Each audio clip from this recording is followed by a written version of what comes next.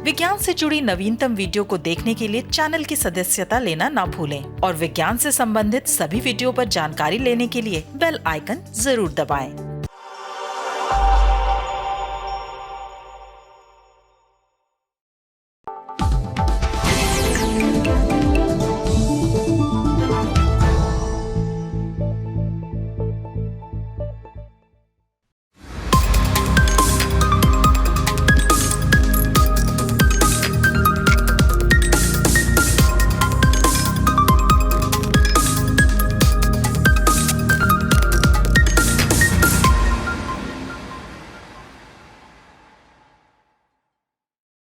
नमस्कार, स्वागत है आपका इंडिया साइंस के खास कार्यक्रम साइटेक में और आपके साथ मैं हूं शहनाज रजा।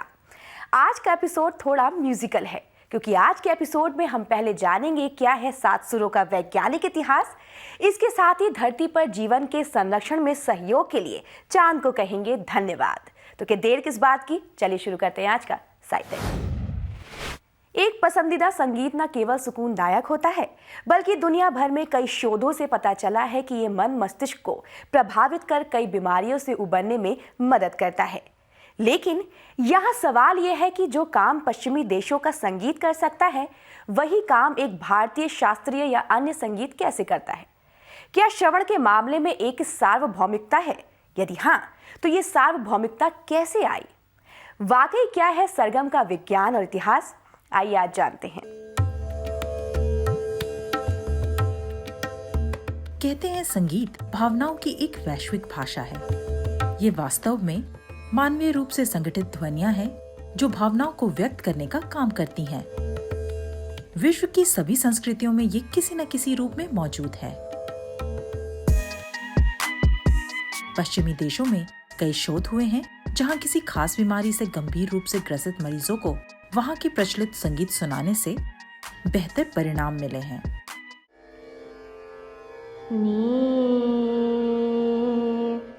इसी तरह से भारत में भी हुए शोधों में यहाँ के कर्नाटिक संगीत या राग मालकौस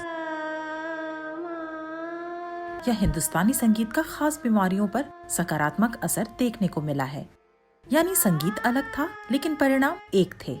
तो सवाल ये उठता है कि क्या भावनाओं को जगाने की संगीत की क्षमता सांस्कृतिक अंतर के परे जा सकती है? मानेसर स्थित नेशनल ब्रेन रिसर्च सेंटर की मस्तिष्क विज्ञानी नंदिनी चैटर्जी सिंह और कुछ अन्य शोधकर्ताओं ने अपने अध्ययन में इसी सवाल का जवाब खोजने का प्रयास किया है, जिसके नतीजे कुछ समय PLOS ONE पत्रिका में प्रकाशित हुए। शोधकर्ताओं ने अपने अध्ययन में भारत के विभिन्न शहरों के 144 लोगों और America, Britain, Europe, Japan, Korea के 112 लोगों को हिंदुस्तानी संगीत के 12 रागों के कुछ टुकड़े ऑनलाइन सुनाए। इसमें उन्होंने सरोद पर रोगों के आलाप और उसके बाद गत यानी बंदिश सुनाई।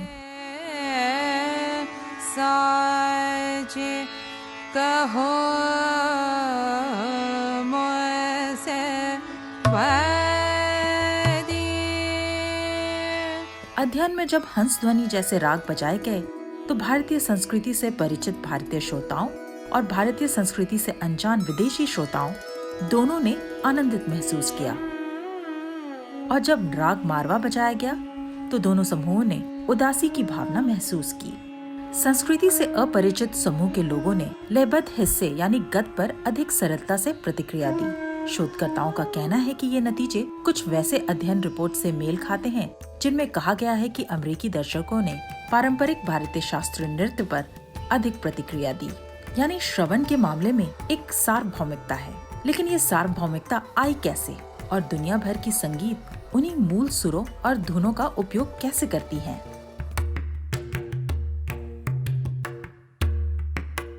क्या डीएनए की तरह ही संगीत भी हमें जैव विकास के उपहार स्वरूप मिला है?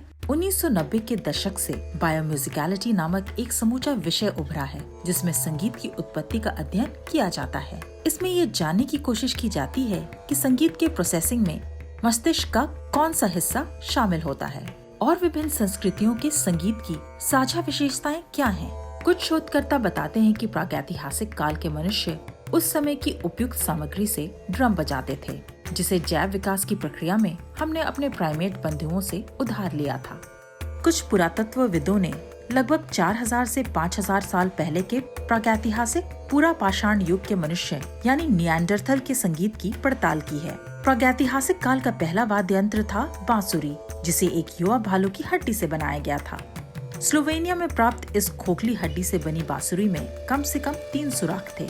एक और बांसुरी चीन के जियाओ क्षेत्र में मिली थी, जिसके आइसोटोप डेटिंग से पता चलता है कि ये प्रागैतिहासिक काल की बांसुरी से भी अधिक पुरानी यानी 7000 से 8000 साल पहले की है। और जो शोधकर्ताओं ने इसे बजाया तो जो संगीत पैदा हुआ उसने उन्हें पारंपरिक डोरेमी पा सोला टी यानी सारे गामा की याद दिला दी, यानी 7 सुरों की सरगम।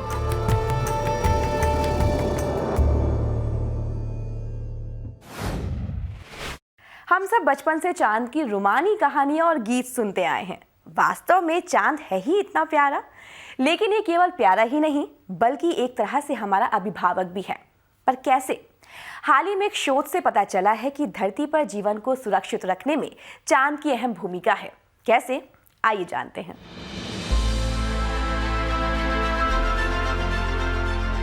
धरती से लगभग 2,30,000 मील दूर चांद सदियों से हमारी आस्था और जीवन शैली का हिस्सा रहा है। हाल ही के एक शोध से ये समझ आता है कि चांद के प्रति ये श्रद्धा यूं ही नहीं है। Earth and planetary science letters नामक जर्नल में छपे एक ताज़ा शोध में कहा गया है कि पृथ्वी पर जीवन की सुरक्षा में चांद की भूमिका अहम है। फ्रांस स्थित national centre for scientific research के शोधकर्ताओं का मानना है कि चांद का गुरुत्वीय खिंचाव पृथ्वी के कोर में लौह अयस्क का मंथन करता है, जिससे पृथ्वी की रक्षा करने वाला चुंबकीय क्षेत्र बरकरार रहता है। पृथ्वी को मोटे तौर पर 3 परतों में बांटा गया है। सबसे ऊपरी क्रस्ट, बीच का मेंटल और अंदरूनी कोर। कोर परत 2 भागों में विभाजित है, ठोस आंतरिक कोर और तरल बाह्य कोर। क्लासिकल डायनामो सिद्धांत के मुताबिक पृथ्वी की बाह्य कोर का पिघला लोहा अपनी गति के साथ एक विद्युत धारा उत्पन्न करता है, जिससे चुंबकीय क्षेत्र बनता है। डेनिस अंड्रॉल्ट और उनकी टीम का कहना है कि यदि चुंबकीय क्षेत्र लगातार नहीं बन रहा होता तो ये लगभग 20,000 सालों में विलुप्त हो जाता। ये तो ठीक है, लेकिन चुंबकीय क्षेत्र को निरंतर पैदा करने वाले पृथ्वी के बाह्य कोर की इस गति के लिए जिम्मेदार कौन है?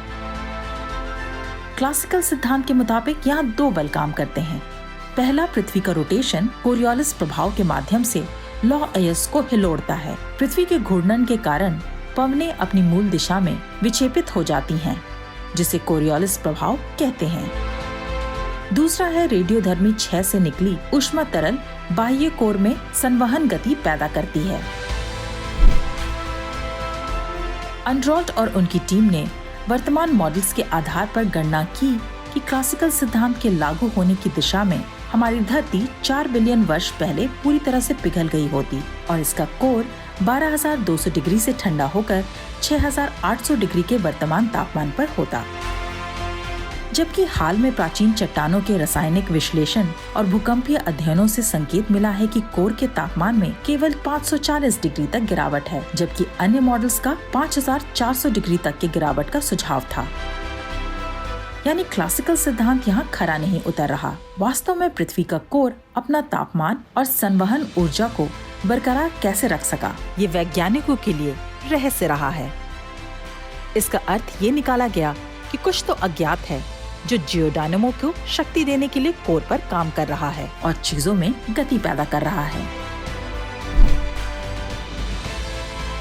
नए शोध से पता चला कि जिस अज्ञात की हम बात कर रहे हैं वो चांद है। जैसे चांद का गुरुत्वीय बल ज्वार भाटा को नियंत्रित करता है, उसी तरह ये पृथ्वी की परतों, तरल बाह्य कोर और ज्यादातर ठोस अवस्था वाले मेटल पर काम करता है। अंड्रॉल्ट और उनकी टीम का आकलन है कि चंद्रमा का खिंचाव पृथ्वी के कोर में 1000 बिलियन वॉट की शक्ति का अंतःक्षेपण करता है। ये शक्ति एक तरह के गुरुत्वीय इंजन का काम करती है जो जियोडायनामो को पावर देने के लिए जरूरी ऊर्जा देती है और धरती के अंदर का अत्यंत उच्च तापमान बरकरार रहता है। चांद द्वारा लगाया गया बल धीमा लेकिन निरंतर प्रवाह में होता है। चूँकि धरती अपने अक्ष पर घूमते हुए हल्की दुलायत होती है, चांद का गुरुत्वीय खिंचाव अलग समय में अलग अलग जगहों पर अलग अलग शक्ति का होता है। शक्ति में ये बदलाव मेंटल को विकृत करता है, जिससे नीचे का कोर एक लय में निचोड़ता है। नतीजा, पिघले धातु में आलोड़न होता है। लगातार आलोड़न से घर्षण पैदा होता है, जो संवहनी विद्युत धाराओं के साथ मिलकर ऊष्मा पैदा करता है। ये ऊष्मा कोर को प्रवाहमय यानी गतिमान और चुंबकीय क्षेत्र को अक्षुण्ण रखती है। खगोलविद पहले ही स्थापित कर चुके हैं कि अन्य ग्रहों के चांद से उत्पन्न गुरुत्वीय बल चुंबकीय क्षेत्र को प्रभावित कर सकते हैं, जैसे बृहस्पति ग्रह का चांद यूरोपा।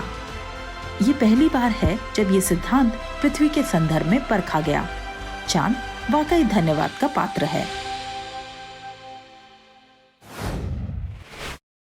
आज का साइटेक आपको कैसा लगा हमें लिखना ना भूलिएगा। आप अपने सुझाव नीचे दी गई ईमेल आईडी पर भेज सकते हैं और साथ ही अपने मोबाइल पर साइटेक देखने के लिए इंडिया साइंस का ऐप जरूर डाउनलोड करें और हमें फॉलो और सब्सक्राइब भी जरूर करें।